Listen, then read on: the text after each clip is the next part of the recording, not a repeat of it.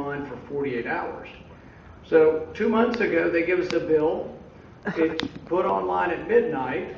It's printed at 9 the next morning, and we're voting on it at noon. And it's like, you don't have to be too good at math to figure out that's not quite 48 hours.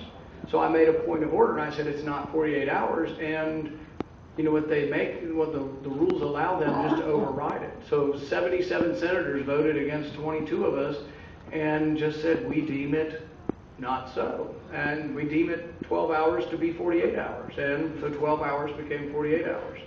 Same with the budget point of order.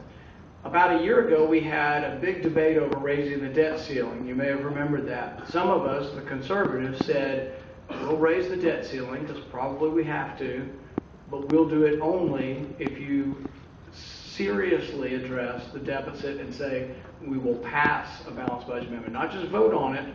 We said you pass a balanced budget amendment, we'll raise the debt ceiling whatever you need, but from here on out you have to balance your budget.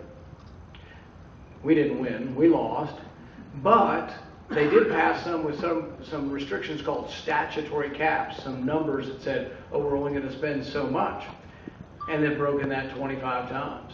And if you raise your hand and say, I have a point of order, you're breaking your own rules, they vote to deem it not so. You're supposed to have a budget every year. That's the law of the land. It's been the law since 1974. We haven't had a budget in 3 years. When you pass appropriations bills, there's about 12 different categories of government.